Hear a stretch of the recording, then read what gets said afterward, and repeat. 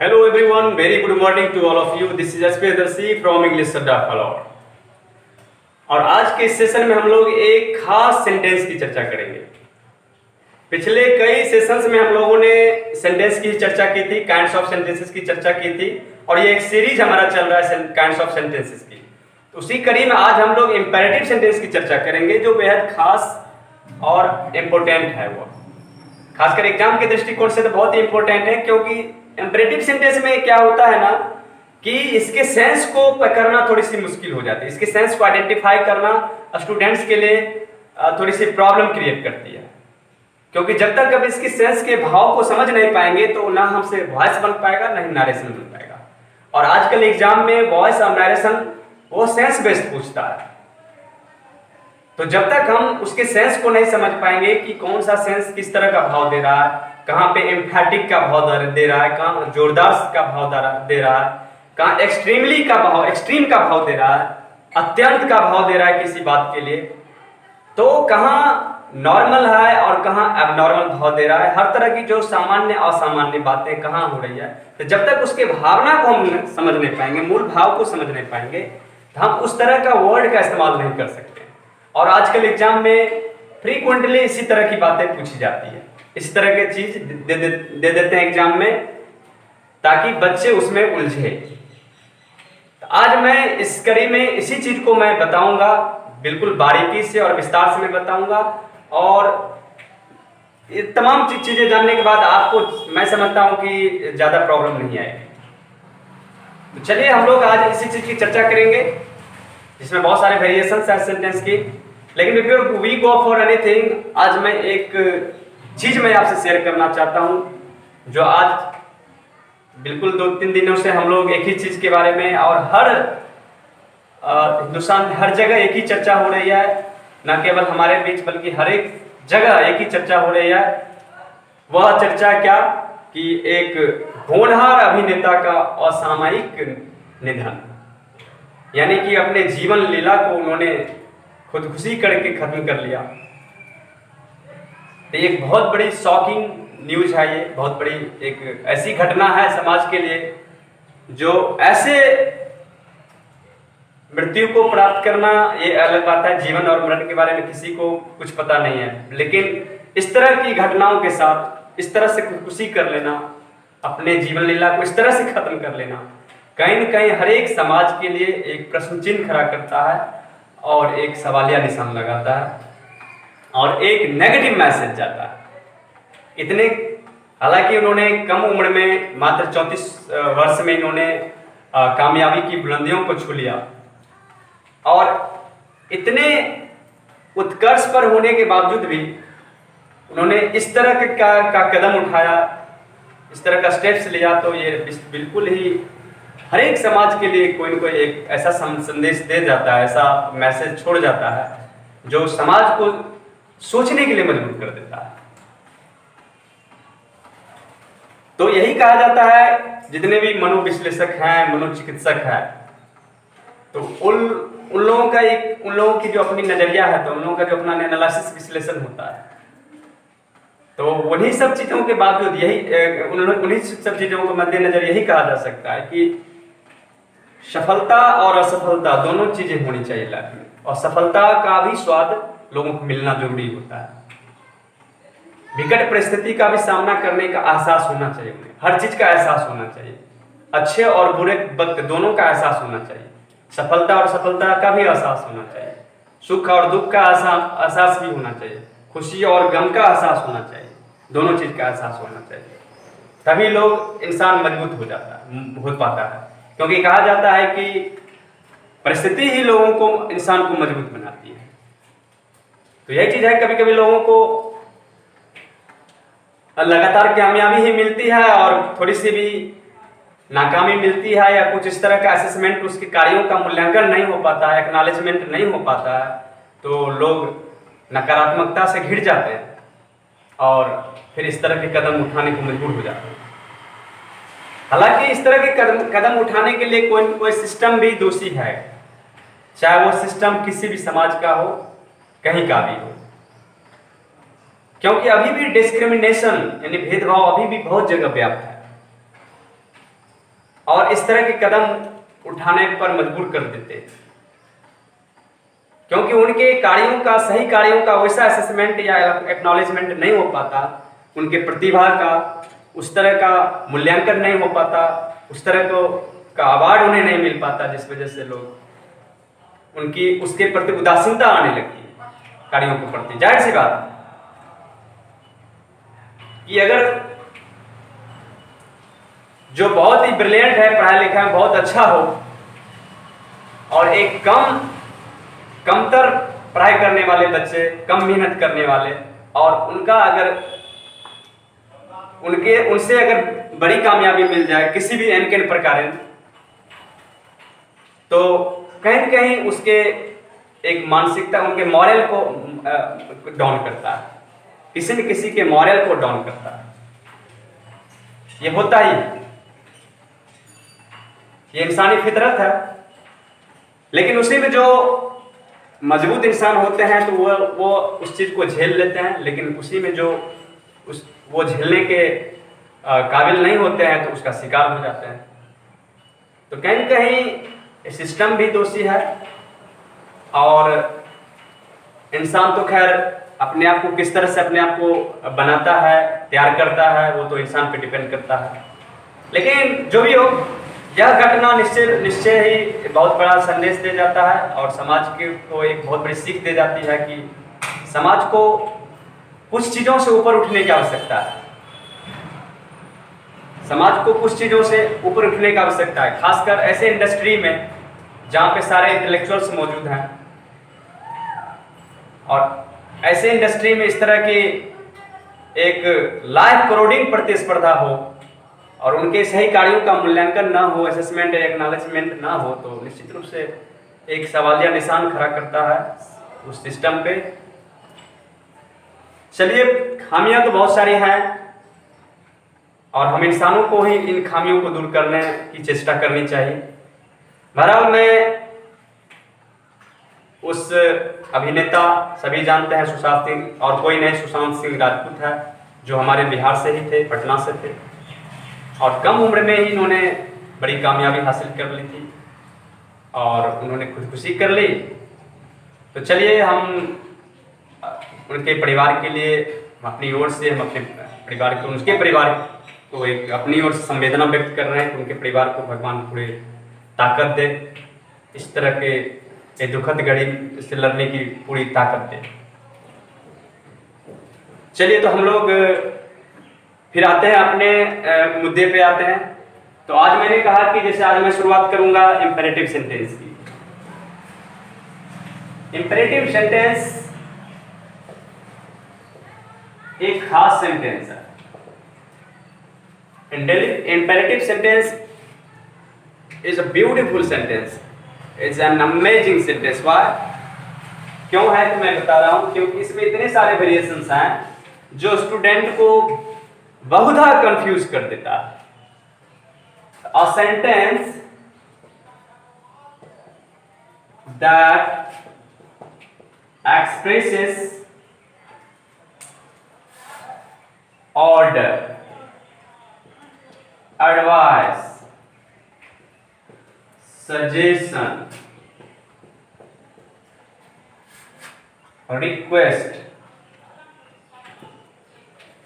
warning, and prohibition, etc.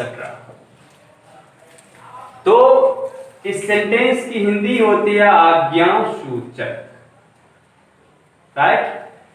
तो आज्ञा सूचक वाक्य बोलते हैं, लेकिन केवल आज्ञा देने की बात नहीं होती है, बल्कि इससे बहुत सारी बात होती है।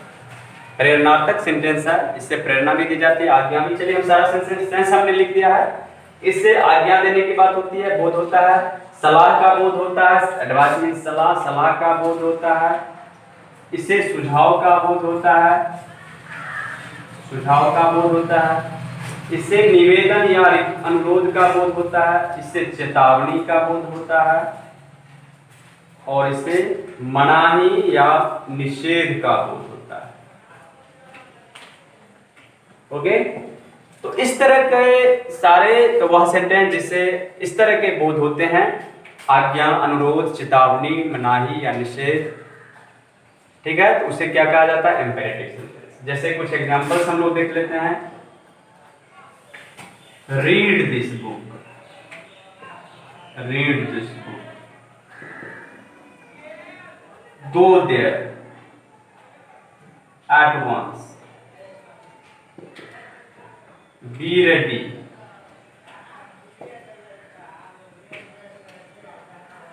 Don't make a noise. इस तरह के जितने भी सेंटेंसेस हैं सारे इंपेरेटिव सेंटेंस हैं।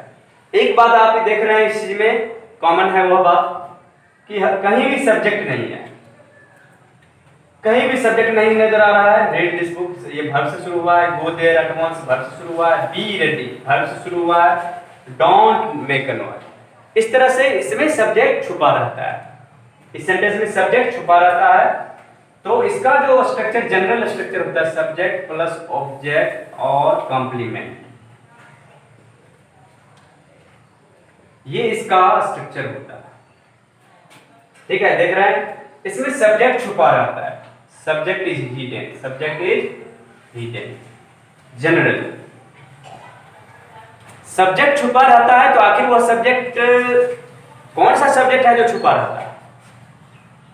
आखिर उस सब्जेक्ट को अगर हम दिखाना चाहें तो वह कौन सा सब्जेक्ट हो सकता है? छुपा तो रहता है, subject is hidden in this sentence, but what is that subject? आखिर वो सब्जेक्ट है कौन? तो देखिए उसका हम लोग पता करते हैं कि वह सब्जेक्ट कौन सा है। देख लिया आपने, टीएस इंपेरेटिव सेंटेंस है, इस तरह शुरुआत होती है इंपेरेटिव सेंटेंस की।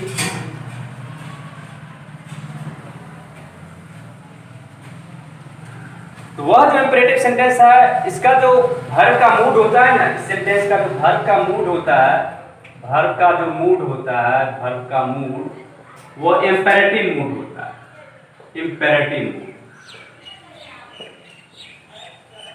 राइट। वह कौन सा मूड होता है? तो इंपेरेटिव मूड होता है। और यह मूड केवल प्रेजेंट टेंस, यह मूड केवल प्रेजेंट टेंस,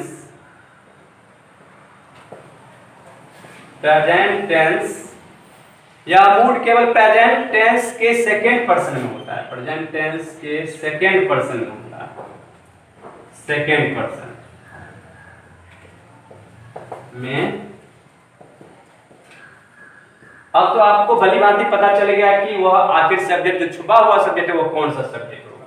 तो वह सब्जेक्ट डॉग होगा, मतलब तू, या उसको यू कहते हैं, पहले दॉ कहा जाता था, अब यू कहा जाता है।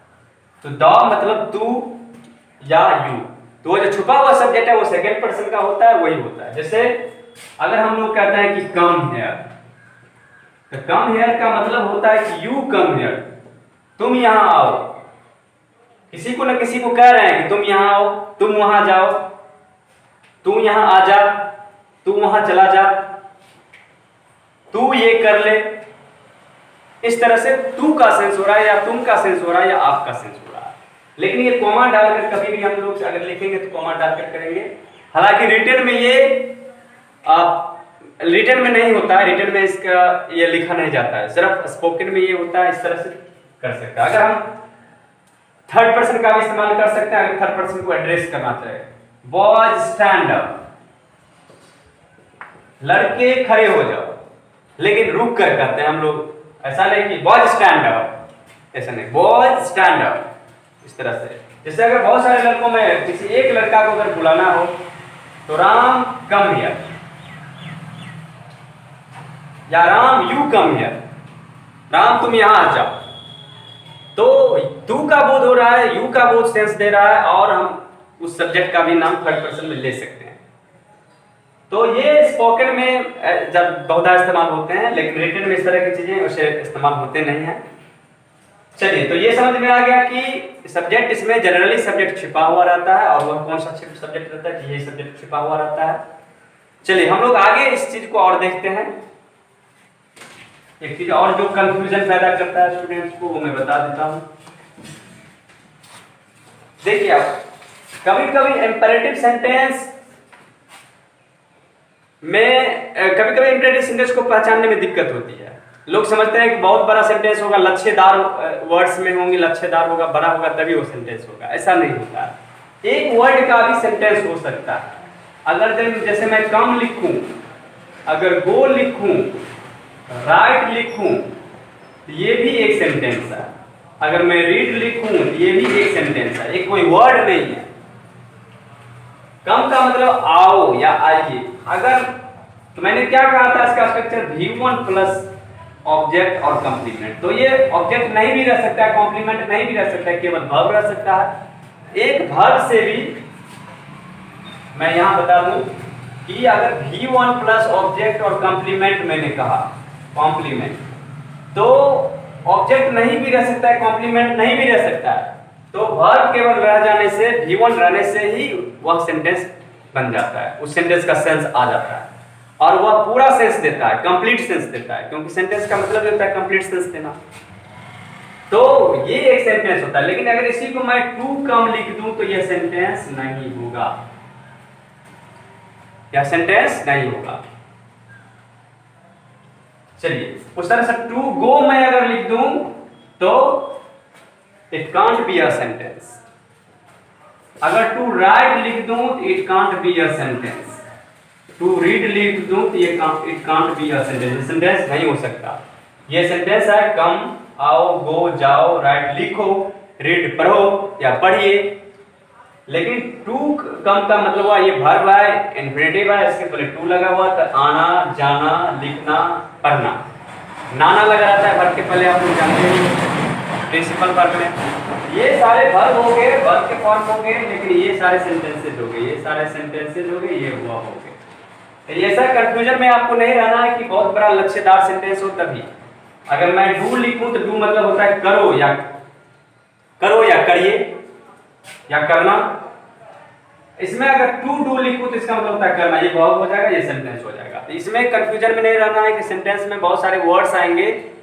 एम्परेटिव सेंटेंस में यही मैंने कहा था, वेरिएशन होता है, एक वर्ड का भी हो सकता है। चलिए, तो ये सारे सेंटेंस में आपने इस कंसेप्ट को देखा अच्छे से।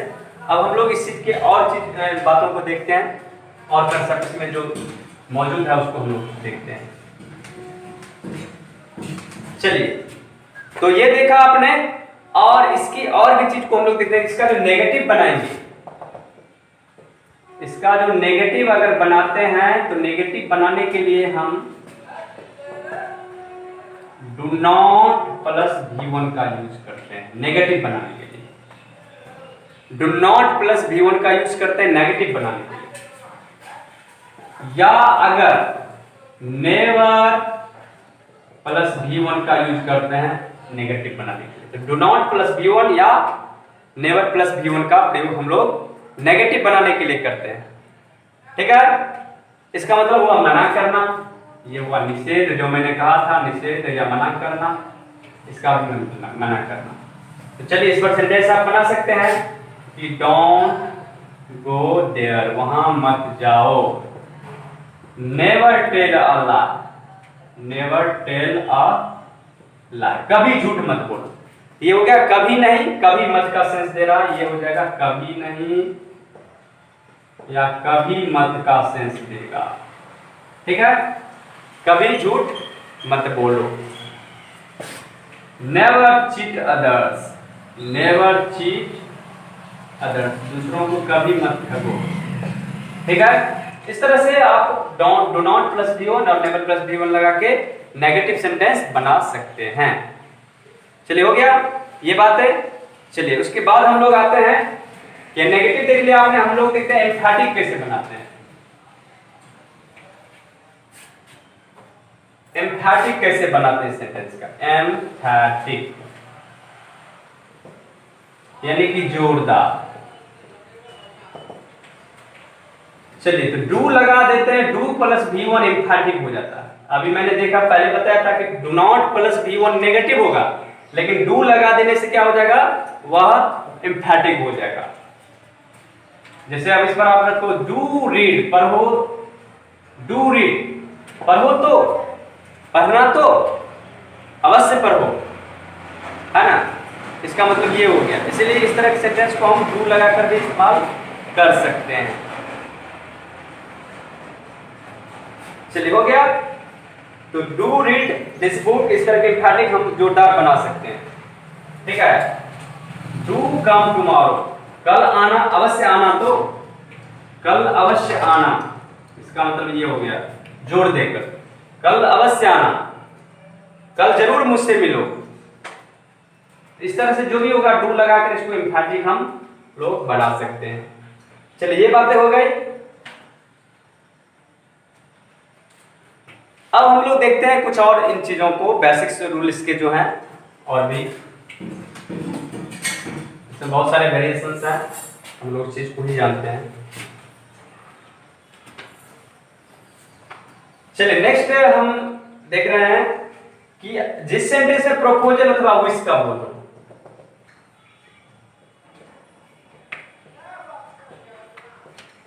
जिस सेंटेंस में प्रपोजल, प्रस्ताव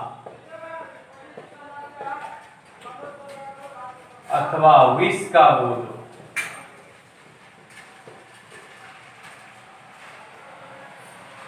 विश का बोध हो, तो उसका उस विश का भाव व्यक्त हो, ऐसा विश का भाव व्यक्त हो, तो उसके लिए क्या स्ट्रक्चर बनेगा देख लीजिए। लेट प्लस नॉन या pronoun plus V1, V1 without to होगा, इसमें टू लगाने की जरूरत नहीं है, without to. Okay.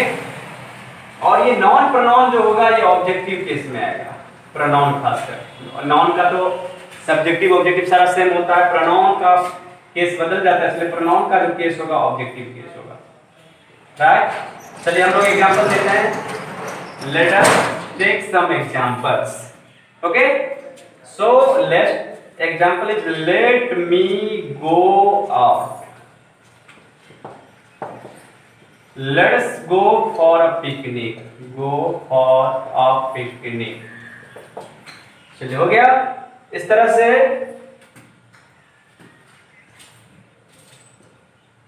let Ram come in, Ram को अंदर आने दो, अंदर आने दीजिए। लेट का मतलब हुआ देना। लेट का मैं विस्तार से बताऊंगा एक वीडियो लेक्चर में, लेट में बहुत सारे सेंटेंस बनेंगे, वीडियो लेक्चर में ये बताऊंगा। लेकिन ये लेट का प्रयोग ये भी एक इंपरेटिव सेंटेंस है, तो ये जहां पे प्रपोजल का बोध हो, प्रस्ताव का बोध हो कि लेट मी गो आउट, है ना, इच्छा की बात हो, विश की बात है, लेट अस गो फॉर, एक प्रस्ताव की बात है, प्रपोजल की बात हो रही है। इस तरह के जो भी सेंटेंस देंगे तो वो लेट से शुरू होगा। ठीक है। चलिए उसके बाद हम लोग देखते हैं और भी तरह के सेंटेंसेस।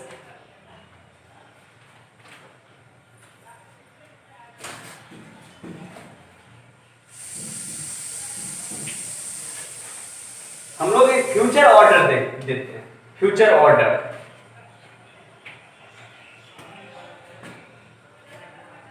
अगर ऑर्डर एक होता है, ऑर्डर,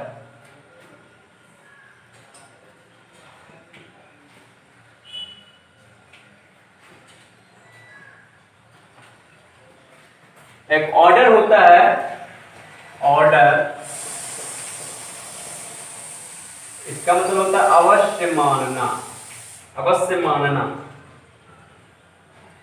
अवश्य मानना। ऑर्डर अवश्य मानना हो तो क्या करते हैं, अवश्य जब मानना हो तो तब उसको मस्ट के यूज करते हैं। जैसे example, you must go there, you must go there.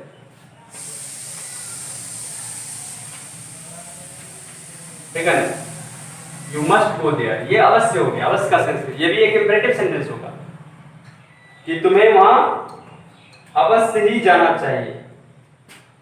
You shall never tell a lie,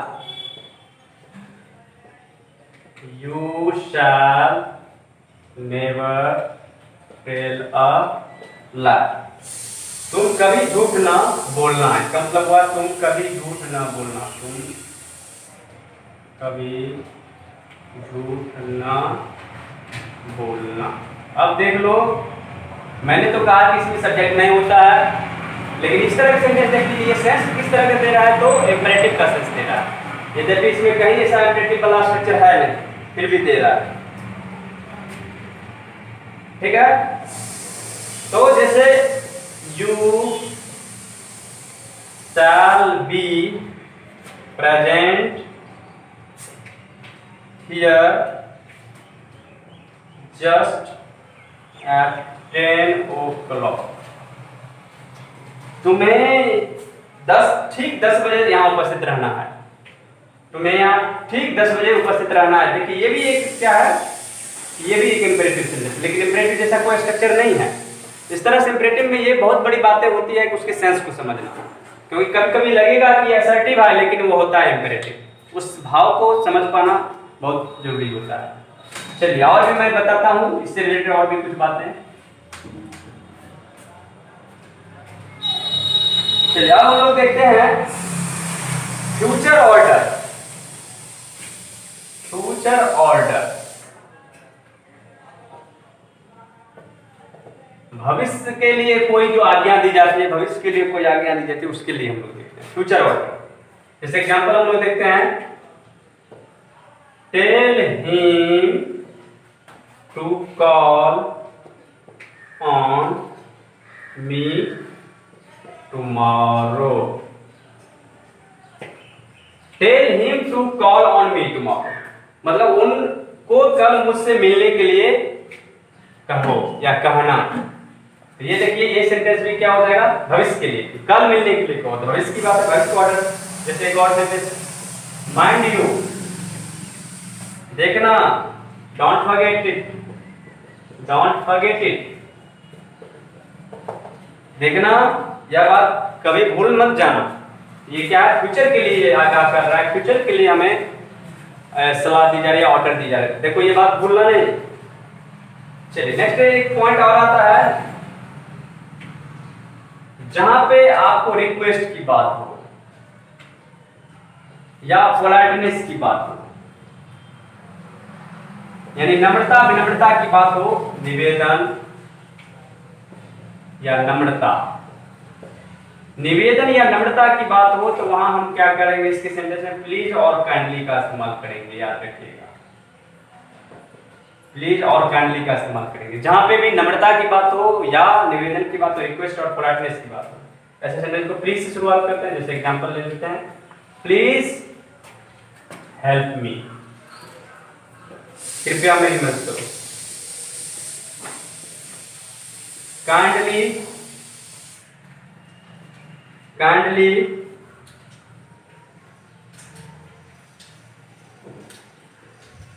post the letter,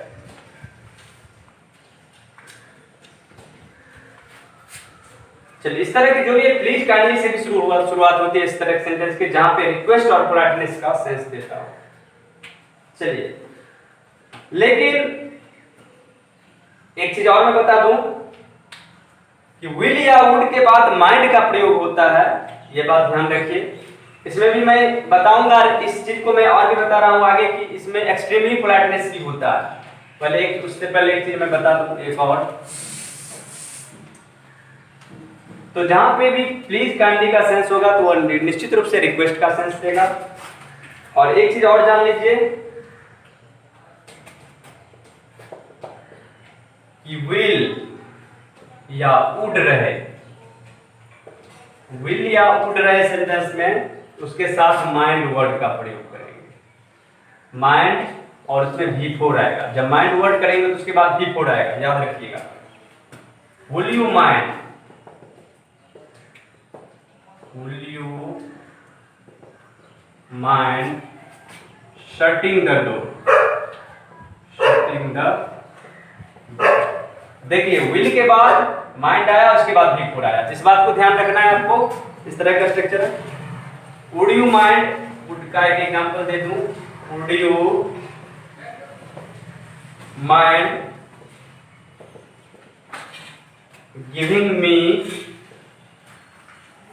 a glass of water।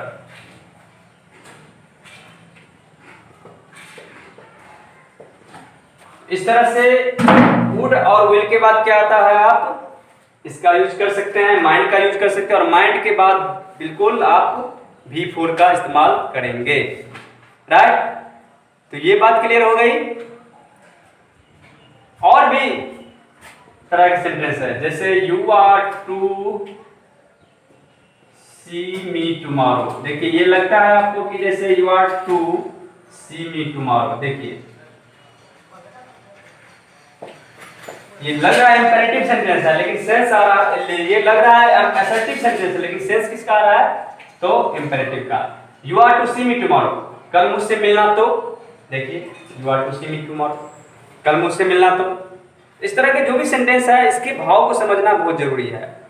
या सिर्फ हम you shall meet me tomorrow, ऐसा भी मैंने लिखा हुआ है, पहले बताया हुआ है, इसको हम ऐसा भी लिख सकते हैं, you shall meet me tomorrow. इस तरह के सेंटेंस, सारे सेंटेंसेस होते हैं इंपेरेटिव सेंटेंस। चलिए एक चीज और मैं बता देता हूं कि इंपेरेटिव सेंटेंस में जो होता है, एक चीज मैं इंपॉर्टेंट बात बता रहा हूं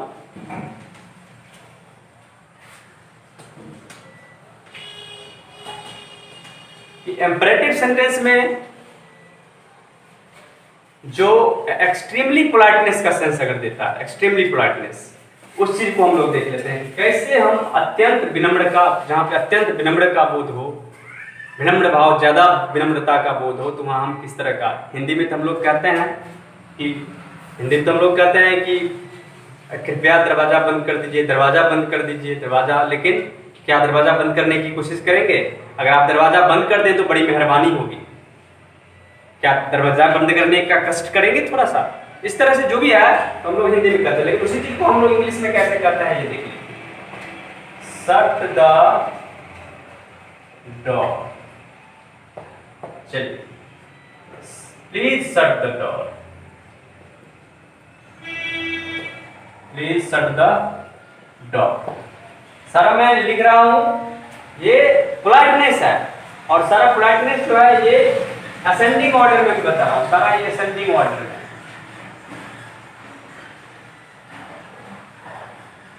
असेंडिंग ऑर्डर में है, असेंडिंग ऑर्डर इन रिक्वेस्ट। ये रिक्वेस्ट का असेंडिंग ऑर्डर है, बढ़ते हुए क्रम। तो कैसे हम लोग ज्यादा ज्यादा, जैसे विल यू, अगर विल यू, इसी सेंटेंस को अगर मैं लिखूं, will you please shut the door. चलिए इसको नेगेटिव मत समझिएगा, will you please shut the door. Could say भी हम लोग इस्तेमाल करते हैं, could you shut the door please. देखिए ये भी उससे भी ज्यादा पोलाइटनेस इसमें आ रहा है, पोलाइटनेस का sense. Would you shut the door please, shut the door please, उससे भी ज्यादा पोलाइटनेस शो कर रहा है। और उससे भी ज्यादा करेगा, would you be so good as to shut the door। उससे भी ज्यादा पोलाइटनेस का सेंस आ रहा है। एक और लिख देता हूं मैं, would you be so kind as to shut the door।